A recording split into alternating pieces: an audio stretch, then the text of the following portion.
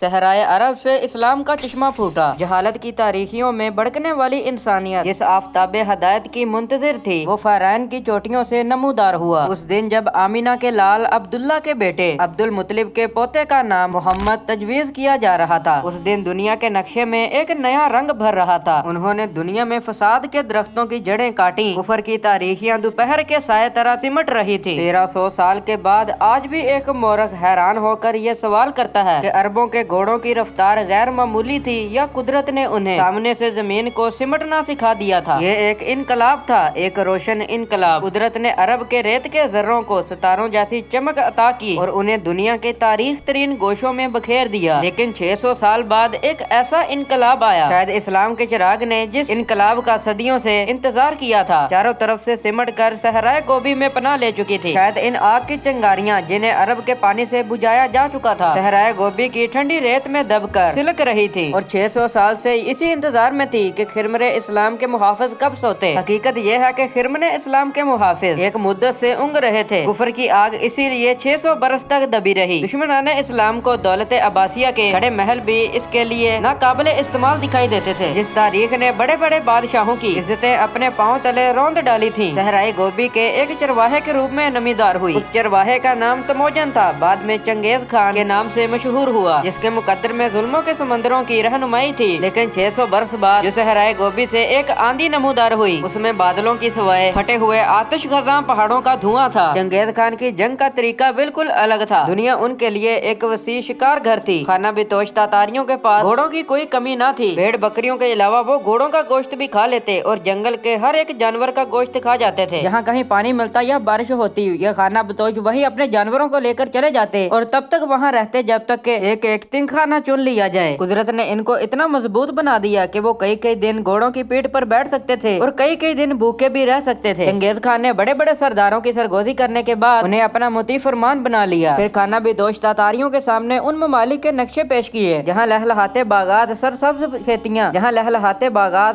کھیتیاں سدا رہنے والی چرواہ گاہیں تھیں۔ لوٹ مار کی ہوس نے تمام تاتاریوں کو چنگیز خان کے جھنڈے کے نیچے جمع کر دیا۔ تاتاری ہمسایہ ممالک پر بھوکے عقابوں کی طرح جھپٹے۔ چاندی عرصے میں چنگیز خان کی افواج شمال اور مغرب کے کئی علاقوں پر قبضہ کر چکی تھی۔ ہمسایہ سلطنتیں ان کی اتنی جلد کامیابی پر حیران تھیں۔ وہ ایک ہی دن میں کئی کئی دوری کا سفر طے کرتے اور ایک ہی دن میں کئی ممالک پر یلغار کرتے۔ چنگیز خان کے بارے میں مورخین کا خیال ہے کہ جب وہ اپنے لشکر کے ساتھ کہیں کونج کرتا تو اس کا سفر میلوں نہیں بلکہ عرض البلد اور طول البلد کے پیمانوں پر ہوتا۔ ان کے راستے میں جو بھی شہر آتے حروف غلط کی طرح مٹ جایا کرتے تھے۔ یہ منگول 14 سال کی عمر سے قیادت کر رہا تھا اور جب اس کے بالوں کی سفیدی جھلک آئی تھی تو کوئی بھی شاہسار اسے شکست نہ دے پایا سوائے ایک آدمی کے، جس کی بہادری اور جواں مردی دیکھ کر چنگیز خان نے بھی یہی بات کہی کہ کاش یہ میرا بیٹا ہوتا تو وہ زندگی میں ہی تمام دنیا فتح کر ڈالتا۔ یہ تھا سلطنت خوارزم کا سب سے قابل شہزادہ جلال الدین خوارزم شاہ۔ یہ کہانی تب شروع ہوتی ہے جب چنگیز خان اپنے لشکر کو لے کر خوارزم کے اس قبیلے پر پہنچ گیا جہاں جلال الدین خوارزم شاہ رہتا تھا۔ جلال الدین کے والد کے مرنے کے بعد جلال الدین کو تخت بہت ہی مشکل سے ملا۔ ان کی دادی ان کی ماں سے کافی نفرت کرتی تھی، جس کی وجہ سے اس نے انہیں بے دخل کرنے کی ہر ممکن کوشش کی۔ لہٰذا منگولوں کے ہاتھوں جب ان کے سارے بھائی مارے گئے تو قبیلے کا آخری وارث جلال الدین خوارزم ہی بچا تھا۔ خوارزم شاہ نے بہت ہی تیزی سے اپنی فوج میں اضافہ کیا۔ یہ وہ واحد حکمران تھا جن کی بہادری کی تعریف چنگیز خان نے خود کی۔ دوستوں، امید کرتا ہوں کہ ہماری آج کی ویڈیو آپ کو پسند آئی ہوگی۔ ویڈیو کو لائک کر دیں اور چینل کو سبسکرائب کرنا نہ بھولیے گا۔ ملتے ہیں نیکسٹ ویڈیو میں۔ اللہ حافظ۔